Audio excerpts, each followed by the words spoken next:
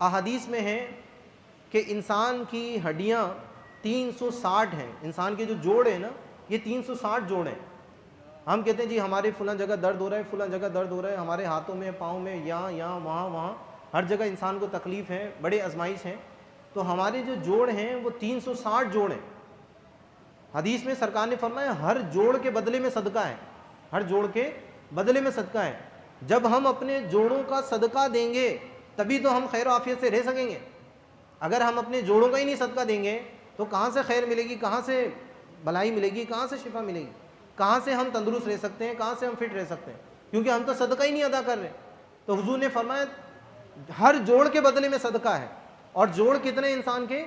360 بدن کے اندر جوڑ ہیں اور ہر جوڑ کے بدلے میں ایک صدقہ ہے۔ اب حضور نے اس کی تفسیر بھی فرمائی کہ بھئی صدقہ کیا ہے۔ آپ نے فرمایا تسبیح کرنا صدقہ ہے، تسبیح کرنا صدقہ ہے، حمد کرنا صدقہ ہے، لا الہ الا اللہ کہنا صدقہ ہے، اللہ اکبر کہنا صدقہ ہے، نیکی کی طرف لوگوں کو مائل کرنا صدقہ ہے، لوگوں کو برائی سے بچانا صدقہ ہے۔ تو اتنے عظیم صدقات سرکار نے ذکر کیے، اس میں تو مال بھی نہیں لگتا ہے۔ ہم بولیں جی صدقات کیسے ہم ادا کریں، ہمارے پاس تو مال نہیں ہے، فلاں مسئلہ ہے بھائی، ہم اللہ اکبر نہیں کہہ سکتے، لا الہ الا اللہ نہیں کہہ سکتے، ہم اللہ رب العزت کی تسبیح سبحان اللہ نہیں کہہ سکتے، ہم اللہ رب العزت کی حمد نہیں کر سکتے، الحمدللہ نہیں کہہ سکتے۔ حدیث میں آیا کہ جو اللہ کی حمد کرتا ہے، اللہ کا شکر ادا کرتا ہے، روایات کا خلاصہ یہ کہ اس کی نعمتیں بڑھا دی جاتی ہیں۔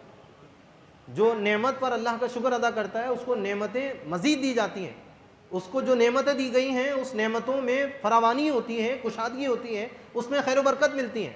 اور جو ناشکر ہوتا ہے، ناشکری کرتا ہے، اس کے ساتھ کوئی بھلائی کا معاملہ نہیں۔ تو ہم پانی پئیں، اللہ تعالیٰ کی بڑی نعمت ہے، پانی پینے کے بعد الحمدللہ کہیں۔ جو نعمتیں اللہ رب العزت نے ہمیں دی ہیں ان تمام نعمتوں سے مستفیض ہونے کے بعد الحمدللہ کہیں۔ جب آپ کو موقع ملے اللہ اکبر کی صدا بلند کریں، جب آپ کو موقع ملے لا الہ الا اللہ کی صدا بلند کریں، جب آپ کو موقع ملے نیکی کی دعوت دیں۔ یہ کسی خاص گروہ کا کام نہیں ہے، یہ ہر مسلمان کا کام ہے کہ اس کو جو باتیں پتہ ہیں وہ اپنے دوست کو، اپنے بچوں کو، اپنے گھر والوں کو سمجھائے۔ ہر ایک کو راعی بنایا گیا ہے، ہر ایک کو حاکم بنایا گیا ہے، ہر ایک سے اس کے گھر والوں کے بارے میں سوال کیا جائے گا، اور ہر ایک کے بارے میں حکم دیا، ہر ایک کو حکم دیا کہ تم اپنے آپ کو اور اپنے گھر والوں کو اس آگ سے بچاؤ جس کا ایندھن آدمی اور پتھر ہے۔ تو ہم میں سے ہر ایک کی یہ ذمہ داری ہے کہ ہم نیکی کا حکم کریں، اپنے گھر والوں کو نماز کا حکم کریں، اپنے گھر والوں کو برائی سے بچانے کے سلسلے میں کوشش کریں۔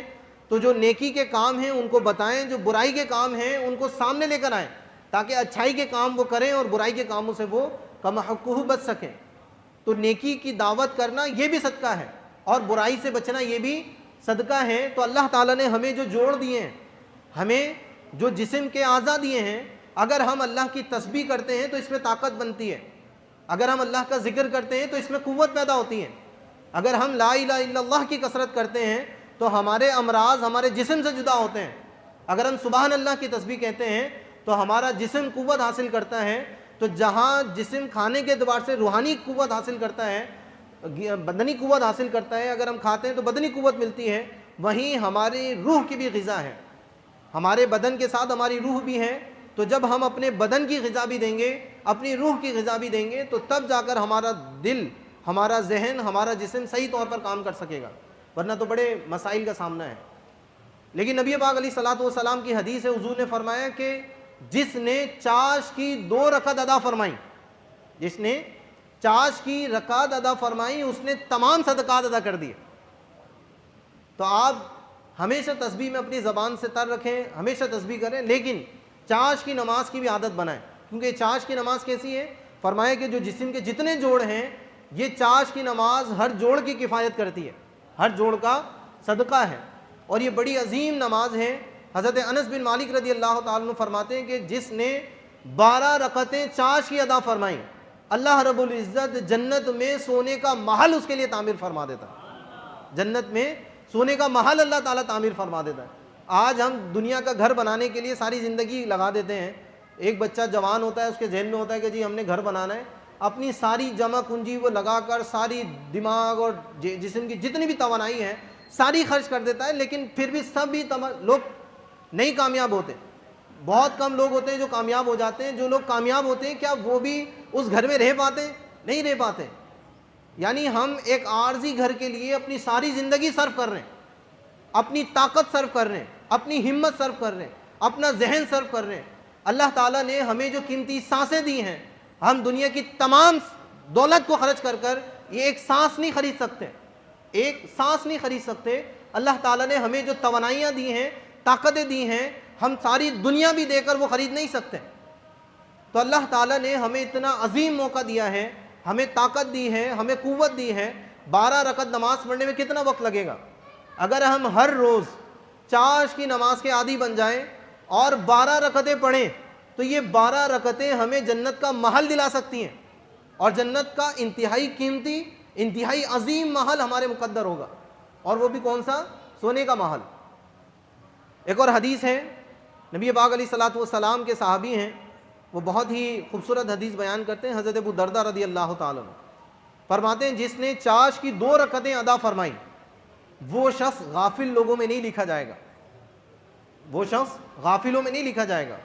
اور جس نے 4 رکعتیں ادا فرمائیں وہ شخص نیکوکار عبادت گزار بندے میں لکھا جائے گا.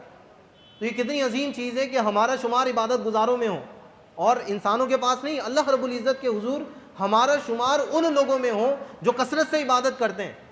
تو اگر ہم 2 رکعت ادا کرتے ہیں تو ہمارا شمار غافلوں میں نہیں ہوگا, اور اگر ہم 4 رکعت کے عادی بن جاتے ہیں تو پھر کیا ہوگا؟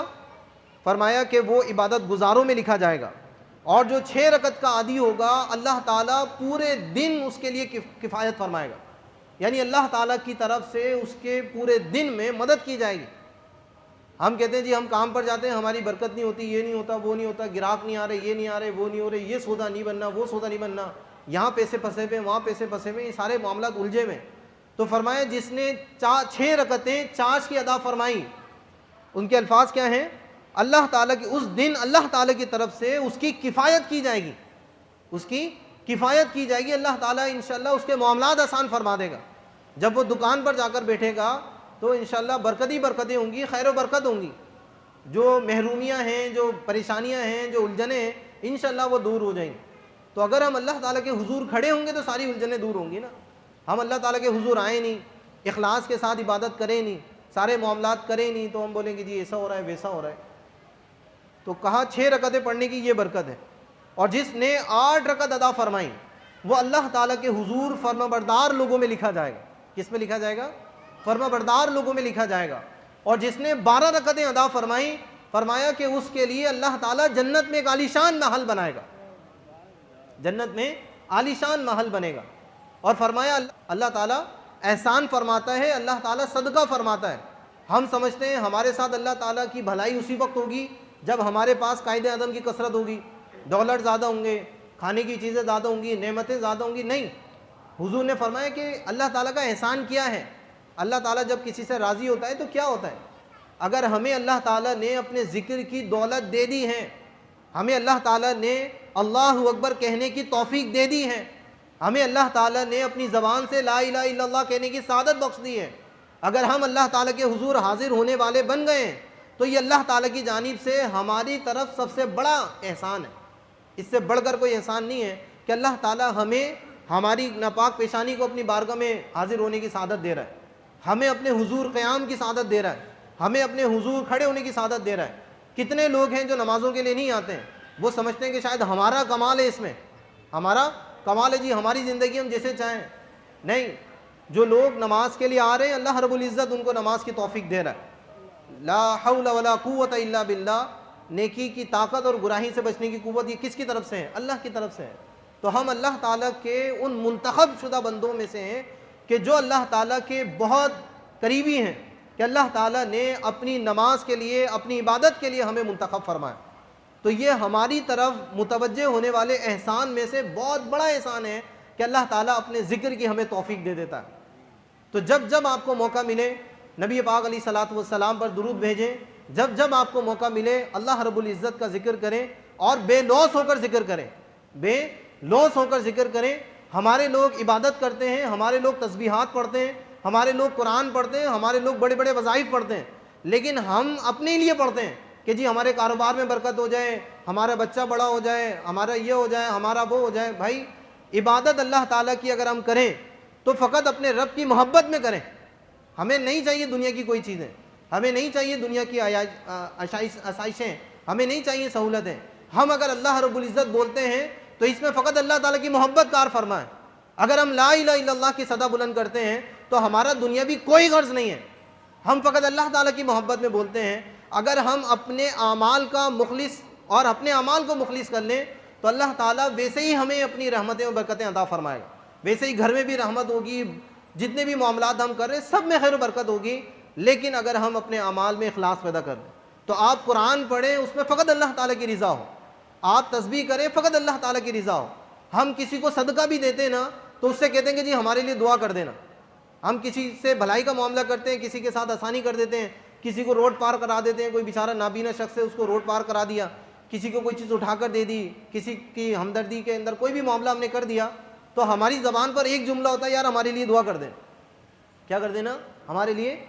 اور بھائی اگر ہم اپنے لیے دعا کروا لیں گے تو جو ہم نے عمل کیا ہے اس کا بدلہ تو دے دیا, اس نے نہیں دیا, تو اللہ تعالیٰ کے حضور ہم کیا لیں گے؟ تو ہمارا جو بھی عمل ہے فقط ہمیشہ اپنے ذہن میں رکھیں کہ ہمیں اللہ تعالیٰ سے اس کا لینا ہے, اللہ تعالیٰ سے ہی اس کا بدلہ لینا ہے. بندہ کیا ہمیں بدلہ دے گا؟ اگر ہم بولتے جی ہمارے لیے 2 کلمے دعاؤں کے لیے کہہ دیں تو یہ تو ہمارا بدلہ دنیا میں ہی ہو گیا. اب یہ تو اللہ تعالیٰ کی مشیت پر ہے کہ وہ اس کی دعا قبول کرتا ہے یا نہیں کرتا.